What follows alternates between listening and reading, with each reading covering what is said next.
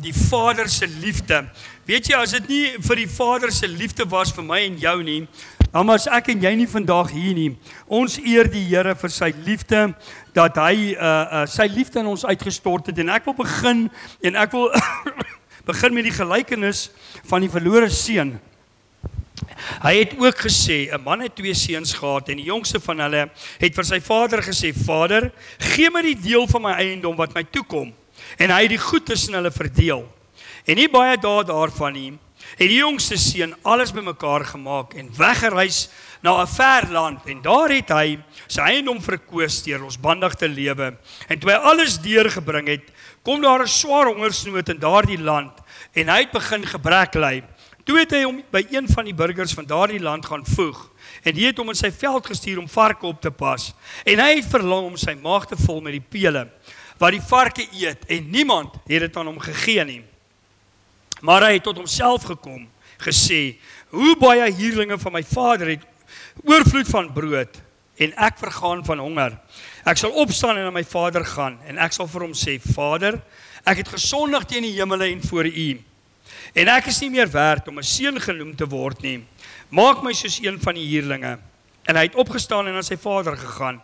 En toe hy nog ver was, het sy vader hom gesien en innig jammer gevoel en gehardloop en hom omhels en hartlik gesoen. En die seun sê vir hom, Vader, ek het gesondig teen die hemel en voor U en ek is nie meer werd om 'n seun genoem te word nie. Maar die vader sê vir die diensknegte, bring die beste kleed en trek hom dit aan en gee 'n ring vir sy hand en skoene vir sy voete en bring die vetgemaakte kalf en slag dit en laat ons eet en vrolik wees, want hierdie seun van my was dood en het weer lewendig geword en hy was verlore en is gevind en hulle het begin om vrolik te word. Is dit nie wonderlik dat as ons na hierdie hele gedeelte kyk, hierdie seun het besluit dat sy aardse besitting het vir hom belangriker geword as God en hy het besluit, Vader, gee my wat my toekom. En hy vat sy erfporsie en daar gaan hy. En hy verbeer alles. En hy ontneem homself van die voorreg om saam met sy vader te lewe, om saam met sy vader opgewonde en 'n vrolike en 'n vol lewe te lei. Hy kies om af te dwaal. Hy kies om weg te gaan. En weet julle hoe baie keer in my en jou lewens? Ons sê ons is kinders van die Here, ons sê ons dien die Here, maar hoe baie keer besluit ek en jy, Here, ons dwaal van U af weg. Ons gaan doen ons eie ding, ons sit Sondag in die kerke, ons doen wat God van ons vra, maar weet julle wat, ons het nie daai verhouding nie. Partykeer raak aardse goed vir ons so belangrik, laat U en ek toelaat, laat aardse goed ons dryf word, en God word nie meer ons dryf nie, en dan maak ons verkeerde keuses. En baie keer in ons lewens, daai verkeerde keuses het hierdie ou amper sy lewe gekos. Dit het hom alles gekos waarvoor sy pa al die jare gewerk het, wat sy pa vir hom gegee het, want hoekom? Die wêreldse goed, die besittings, die aardse goed het vir hom te belangrik geword. Lukas 12 vers 15 sê, en hy sê vir hulle, pas op, en wees op julle hoede vir die hebsug, want niemand se lewe bestaan nie uit die oorvloed van sy besittings nie. Want iemand se lewe bestaan nie uit die oorvloed van sy besittings nie. So gaan dit met hom, wat vir homself skatte vergader, en nie ryk is in God nie. Nou weet julle wat is hebsug? Hebsug is hoe meer ek het, hoe meer wil ek hê. Weet jy, God het nie 'n probleem as jy geld het nie. God het 'n probleem as geld jou het. God het nie 'n probleem dat hierdie ouetjie gekom het en gesê, pa, ek soek nou alles en ek gaan nie. Maar wat het hierdie geld gedoen? Wat het hierdie besittings gedoen? Dit het hom van God af laat afdwaal. Dit het gemaak dat sy verhouding met God skade ly. En hoe baie keer raak ek en jy so besig met die dinge van die Here, dat ons die Here van die dinge vergeet. Laat ons God vergeet en aan aardse dinge begin ons dryf word. En weet jy wat, aardse dinge kan jou in die hel laat beland. As jou fokus verkeerd is, as dit net gaan oor materialistiese dinge, dan het ek en jy moeilikheid, want dis nie wat God van ons vra nie.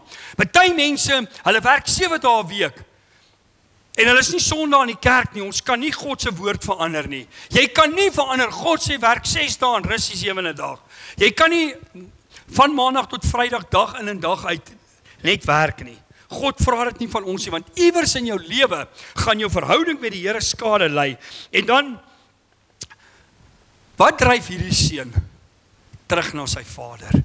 Weet jy wat dryf jou vanoggend terug na jou vader toe? God het jou geskape, jou asem is in sy hand. As jy vandag jou asem uitblaas, waar maak jy jou oë oop? Waar maak jy jou oë oop? Is jou saak met die Here reg? Wat dryf hierdie seun terug? Vers 16, en hy het verlang om sy maag te vul met die pele wat die varke eet, en niemand het dit vir hom gegee nie. Weet jy hoe baie keer in ons lewe moet God ons tot stilstand bring? Moet ek en jy by 'n doodloopstraat kom, waar ons sê, Here, nou kan ons nie meer nie. En weet jy wat, God sal dit altyd gebruik, as ons reg deur die geskiedenis gaan kyk. Ek besef die Israeliese volk, hoekom was hulle meer in ballingskap as in hulle eie land? Want as dit met hulle goed gegaan het, vergeet hulle die Here. Dan begin hulle Baal-profete dien, hulle begin afdwaal, hulle begin goed doen wat die verhouding skade doen. Dis nie wat God van my en jou wil hê nie. Maar hierdie ouetjie besef, Here, nou het ek moeilikheid. Nou weet ek nie meer wat ek kan doen nie. Weet jy, die wêreld is wreed, maar jou pa is nie wreed nie.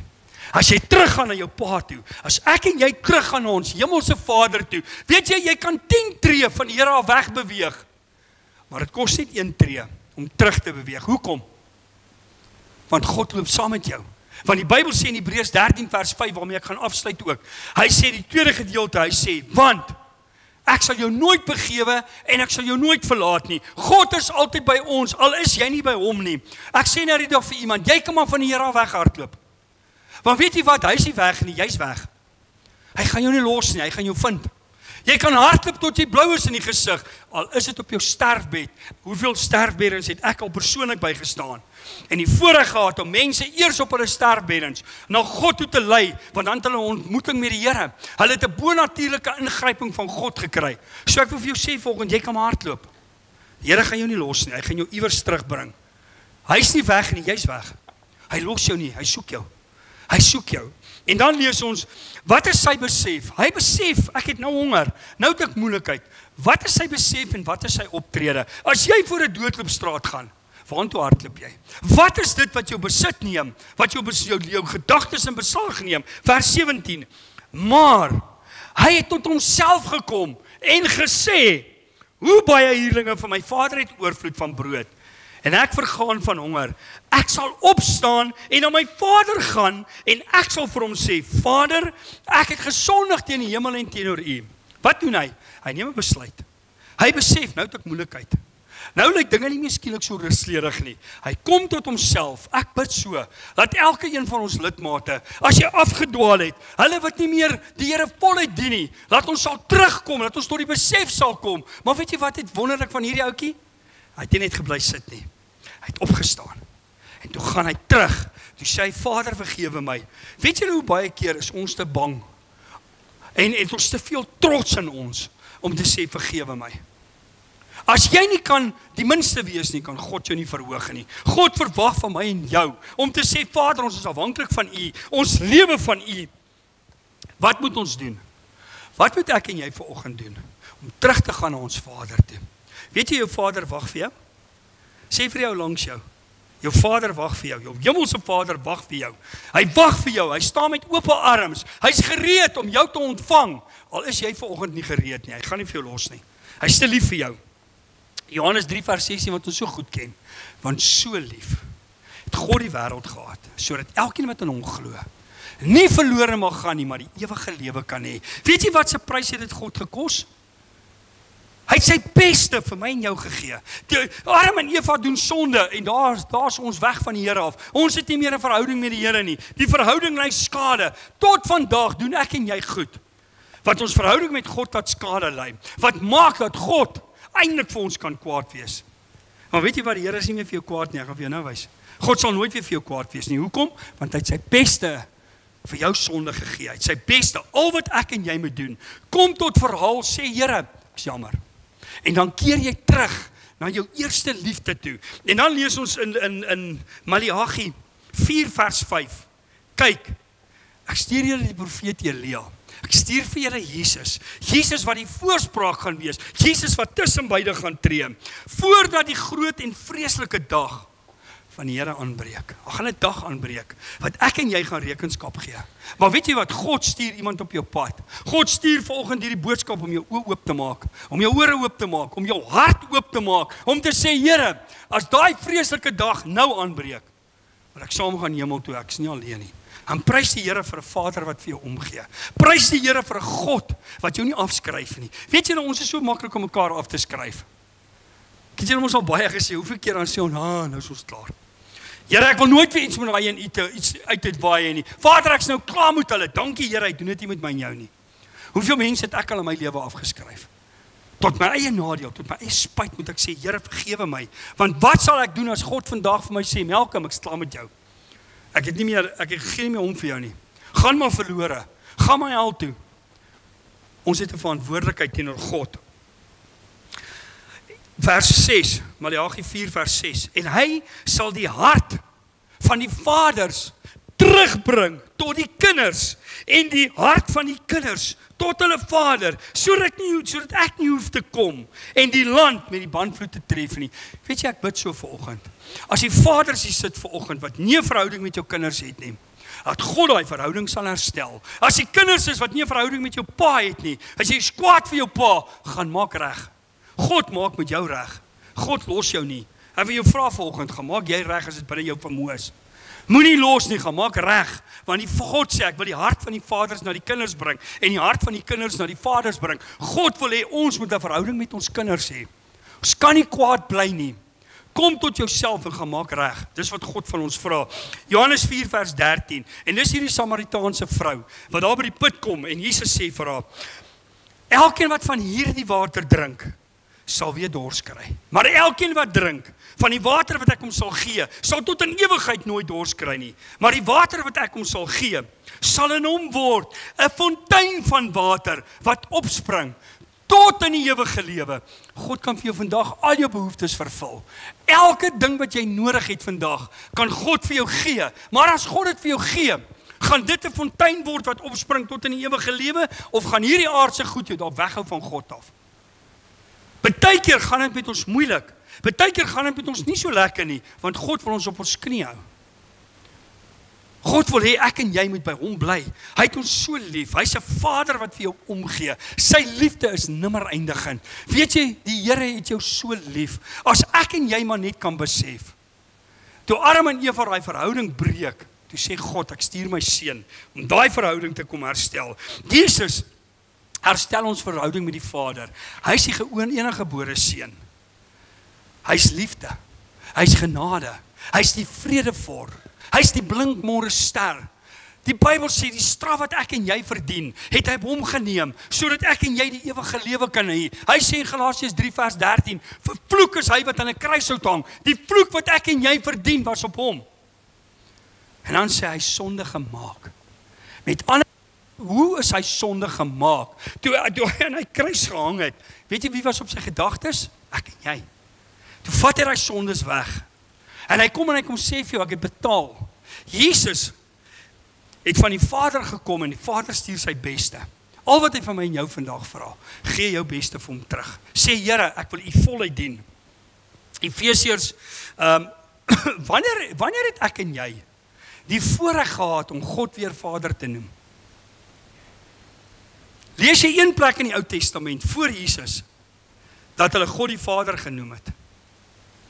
Die mens het God genoem, want hy was 'n superwese daarbo. Maar toe Jesus kom, toe herstel hy die verhouding. Hy herstel die vaderskap. Hy kom en hy sê vir my en jou, jy het nou weer die voorreg om die Vader te kan aanbid. Want hy sê in Matteus 6 vers 9, Onse Vader, wat in die hemel is, Onse Vader. Is dit nie wonderlik? As Jesus kom en hy maak dit persoonlik. Hy sê vir jou, dis God, maar hy's ook Vader. Hy's liefde. Hy's liefde. 1 Johannes 4 sê, God is liefde. Hy's liefde, en sy liefde strek nimmer eindigend. Maar Efesiërs 2 vers 13, wat doen hierdie Vader? Wat doen hierdie Vader om die verhouding tussen my en jou te herstel? Wat het hy kom doen? Efesiërs 2 vers 13 tot 18. Maar nou in Christus Jesus, het julle wat vroeër ver was, met ander woorde toe ons sondaars was, toe ons die wêreld lief gehad het, toe ons die plesier van die wêreld gehad het, toe ons nie 'n verhouding met God gehad het nie. Hy sê, toe julle wat ver was, na my gekom het, hoe? Deur die bloed van Christus. Sy bloed het my en jou kom red. Die Bybel sê die lewe is in die bloed. Toe sy bloed aan hy kruis geval het, die laaste druppeltjie, toe gee hy vir my en jou nuwe lewe. Hy sê, weet jy wat, jy het nou lewe in oorvloed van lewe. Want hy is ons vrede. Hy wat albei een gemaak het en die middelmuur van skeiding afgebreek het. Ek het julle mos al baie vertel, wat is daai middelmuur? Jy het die tempel gekry, dan kry jy die voorhof, jy kry die heilige en jy kry die allerheiligste. Ons gewone mense kon in die voorhof kom. Dan kom die priesters en die levites in die heilige en dan een keer 'n jaar kom die hoofpriester en hy gaan doen versoening namens die volk agter die muur van skeiding.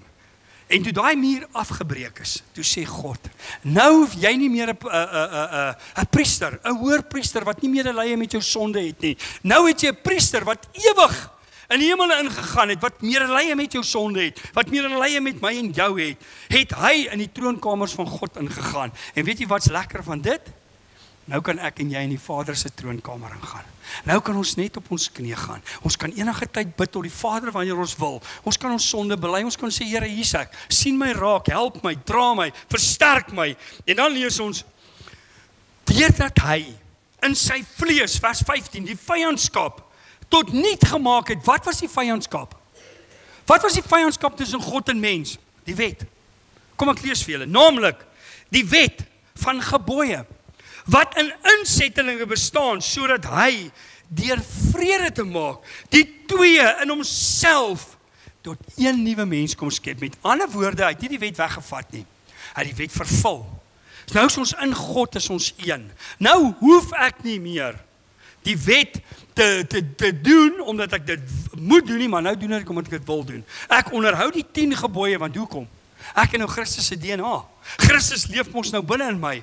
Want die Bybel sê, as jy in Christus is jy 'n nuwe skepsel. Jou ou mens van sonde het verbygegaan. Nou kry ons 'n nuwe DNA. Ons kry 'n DNA in Christus. En albei in een liggaam met God kom versoen deur die kruis, nadat hy daaraan die vyandskap doodgemaak het. God is nie meer kwaad vir jou nie. Die kruis, Jesus se kruis dood, het die liefde van die Vader in my en jou kom uitstort. Laat ons kan besef, hy is nie meer kwaad vir jou nie. Niks, die Bybel sê niks sal jou skei van die liefde van God nie. Wat gaan jou skei? Jou eie ongehoorsaamheid, jou eie besluite. As jy 'n keuse maak en sê, Here, ek wil U nie aanneem nie. Here, ek wil nie hemel toe gaan nie. Vader, U is nie daar nie. Ek glo nie in U nie. Dis jou eie keuse.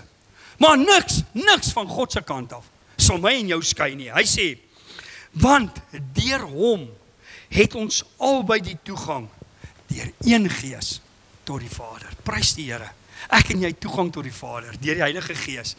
Jesus sê in Johannes 14 en Johannes 16, dis beter as ek weggaan, want as ek weggaan stuur ek die Gees, die trooster, wat altyd by julle sal wees, wat julle sal oortuig van die weg, van die waarheid en van sonde, en van die dood en van geregtigheid. Psalm 103 vers 12 sê, so ver as die ooste verwyderd is van die weste, so ver verwyder hy ons oortredinge van ons. Is dit nie wonderlik nie? Want deur hom, vers 13, soos 'n vader hom ontferm oor die kinders, so ontferm die Here hom oor wie? Die wat hom vrees. Wat beteken vrees vir die Here? Dit beteken om sy woord te lees, sy woord te volg, sy woord uit te voer, om in gehoorsaamheid aan God te lewe. Jy kan nie net maak soos jy wil nie. Ek en jy kan nie maak soos ons wil nie, die wet is wel weg, maar hy's vervul. Hy's vervul. So met ander woorde, ons leef nou Christus uit op hierdie aarde. Mense kyk na ons. En dan lees ons, hierdie verlore seun, hy dwaal af. Hy kom tot homself. Ek bid so vanoggend dat ek en jy, as jy dalk afgedwaal het vandag, as jy weet van iemand wat afgedwaal het, laat ons tot onsself kom, want hoekom? Hebreërs 4 vers 14 sê, terwyl ons dan 'n groot hoërpriester het, wat deur die hemel deurgegaan het, naamlik Jesus die Seun van God, laat ons die belydenis vashou. Wat se belydenis? 'n Hoërpriester wat nou die skeidsmuur kom afbreek het. Daai hoërpriester hoef nou nie meer te gaan nie. Jesus het dit eenmaal kom doen vir altyd. Daai priester moes dit jaar na jaar moes hy teruggaan, moes hy gaan versoening doen. Jesus het dit een keer gedoen, want hy is die perfekte lam. Hy is die perfekte offer. Vers 15. Hebreërs 4 vers 15, want ons het nie 'n hoërpriester wat nie met ons swakhede medelee kan hê nie, maar een wat in alle opsigte versoek is, net soos ons, maar sonder sonde. Dis die verskil. Ek en jy word kort versoek. Wie sien wat nog nooit versoek was nie? Maar Jesus sê, saam met die versoeking gee ek vir julle die uitkoms. Hy sê, jy sal nie bo jou kragte versoek word nie. Ons word baie keer bo ons kragte versoek, maar hoekom? Ons veroorsaak dit self. Jesus het nie gesondig nie, prys die Here daarvoor. Jesus het gekom, en hy herstel my en jou verhouding met die Vader. Hy kom sê vir jou, my kind, as gevolg van Jesus, ek lief jou. Want hy sê in Jesaja 60 vers 1, hy kom en dan sê hy, staan op. Daai verlore seun, wat het hy gedoen? Hy het tot homself gekom, toe staan hy op. Volgens sê God vir jou, staan op, hoekom? Hoekom kan ek en jy vandag nog steeds opstaan? Hy sê, want jou verlossing kom. Staan op, word verlig, want jou lig kom. En die Here, en die heerlikheid van die Here gaan oor jou op. Want kyk, die duisternis sal die aarde oordek en donkerheid die volke, maar oor jou sal die Here opgaan en sy heerlikheid sal oor jou gesien word. Ek lees nou die aand waar die Bybel sê die hele wêreld is onder die mag van die sonde, is onder die mag van die duisternis. Hier sê, die aarde gaan donker word, maar wat gaan met my en jou as kind van die Here gebeur? Sy heerlikheid gaan oor jou op. Sy lig skyn oor jou. Is dit nie wonderlik nie? Ek en jy as kinders van die Here, al gaan dit hoe moeilik in die wêreld, God se lig skyn altyd oor ons. En dan lees ons in Lukas 15 vers 20. Wat doen hierdie verlore seun? Hy bly nie net sit toe hy tot homself kom nie. Hy sê nie, Here, ek is so jammer, Vader, vergewe my nie. Nee, hy doen iets daaraan. Hy neem 'n besluit. Hy kom in beweging. Hy word passievol. Hy sit nie passief nie, hy word aktief. En dan lees ons, en hy het opgestaan en na sy vader gegaan. En toe hy nog ver was, het sy vader hom gesien en innig jammer vir hom gevoel en gehardloop en hom omhels en hartlik gesoen. Weet jy wat doen die duiwel met my en jou? Hy hou ons so met sonde besig. Dan bly ons in daai sonde. Ons wil nie opstaan en teruggaan nie, want ons is bang. Ons is bang die Vader gaan ons afstoot. Die Vader gaan ons wegjaag. Wat het hy hier gedoen? Hy was so bly. Weet jy, die Here is so bly as jy vanoggend terugkom. As jy volgens sê, Here, maak nie saak hoe lyk my lewe nie, ek keer terug na God toe. Weet jy, hy gaan jou met oop arms ontvang. Hy staan gereed, hy's 'n pa, hy's 'n goeie pa, hy's 'n pa wat omgee, hy's 'n pa wat lief is vir jou. En dan lees ons, en die seun sê vir hom, Vader, ek het gesondig in die hemel en voor U. Ek is nie meer werd om U seun genoem te word nie. Wat het ons gelees in Psalm 103? Hy verwyder jou sonde so ver as die ooste van die weste is. Hy dink nooit weer daaraan nie. As jy volgens jou sonde bely en sê, Vader, ek is jammer, vergewe my, wat doen hy? Hy verwyder dit en dan sê hy, hier kom jy en jy sê, Vader, vergewe my. Ek het teen die hemel en teenoor U gesondig. En kyk wat doen die pa. Maar die vader sê vir die diensknegte, bring die beste kleed en trek hom dit aan en gee 'n ring vir sy hand en skoene vir sy voete en bring die vetgemaakte kalf en slag dit en laat ons eet en vrolik wees. Want hierdie seun van my was dood en het weer lewendig geword. Hy was verlore en is gevind en hulle het begin vrolik word. As jy terugkeer na die Here toe, na jou hemelse Pa toe, is hy bly. Dink hoe bly gaan dit wees as jy vandag jou saak met die volgende ou regmaak. Miskien sit jy volgende en jy sê, Here, ek is so kwaad al vir so lank. So lank is daar iemand wat my irriteer, is daar iemand wat my kwaad maak. Maak reg. Maak reg. Want weet jy wat, as jy nie vergewe nie, sorry my liefie, daar wys ek alweer daai vinger. Ek sal hom nie weer wys nie, sorry. Maak reg. Want weet jy wat, as jy nie reg maak nie, en jy blaas jou asem uit, weet jy waar gaan jy heen? Jy gaan hel toe. Dis nie wat ek sê nie. Dis wat God se woord sê, want Matteus 6 vers 14 sê, as jy vergewe, sal God jou vergewe. Maar hy sê in vers 15, as jy nie vergewe nie, kan die Here jou nie vergewe nie. Weet jy wat gebeur as jy nie vergewe nie? Jy bid in hierdie dak vas. Jy wonder, hoekom word my gebede nie beantwoord nie? Hoekom gaan dit so sleg in my lewe? Want jy sit met bitterheid, en God sê, as jy daai bitterheid het, kan hy jou nie vergewe nie. Hy vra jou vanoggend, maak reg, jy het 'n kans om reg te maak. Matteus 11 vers 28. Kom na my toe, almal wat vermoeid en belas is. Ek sal vir jou rus gee. As jy belas word, as jy vermoeid is, as jy deur 'n moeilike tyd gaan, na wie toe gaan jy? Na wie toe hardloop jy? Hardloop jy na die wêreld en sy dinge toe of hardloop jy na God toe? Hier sê hy, kom na my toe. Ek waarborg jou, daai plesier wat jy gaan kry in die wêreld, dit gaan net so rukkie hou. Party mense sit met 'n leegheid in hulle, want hoekom? Hulle hardloop van die een plek na die ander wêreldse plek toe. Dit hou hulle besig. Hulle dink dit gaan hulle vrede gee. Gee jou nie vrede gee nie. Hier sê hy, kom na my toe. Almal wat vermoeid en belas is en ek sal jou rus gee. My en jou rus lê by ons Vader. Dit lê by sy heerlikheid. Jesaja 49 vers 14. Maar Sion sê, die Here het my verlaat en die Here het my vergeet. Kan 'n vrou haar suigeling verlaat? Dat sy vergeet dat sy haar nie ontferm oor die seun van haar skoot nie, of skoon hulle sou vergeet, nogtans sal ek jou nie vergeet nie. Amen. God sê ek ken jou by jou naam. Ek het jou by jou naam geroep. Jeremia 1, hy sê jy's myne. Van voor die grondlegging van die wêreld af het ek al van jou geweet. Johannes 15 vers 16 sê, julle het my nie uitgekies nie. Ek het julle uitgekies en julle aangestel om vrug te dra. En as jy vrug dra, sal die enigiets in my naam vra. En ek sal dit vir jou gee. Vers 16, Jesaja 49 vers 16. Kyk, ek het jou in die handpalms gegraveer. Jou mure is gedurig voor my. Is dit nie wonderlik as God sê? Ek het julle al baie gesê, Jesus sit aan die regterhand van die Vader, terwyl hy met die Vader praat. Toe hy aan die kruis gehang het, is daar spykers in sy hande. Daar's letsels in sy hande. Maar prys die Here as God nou na die seun kyk. Hy sien nie meer die letsels nie. Wat sien hy hier, sê hy? Jou naam is hier ingegraveer. Elke spyker wat ingeslaan is jou naam daar ingeslaan.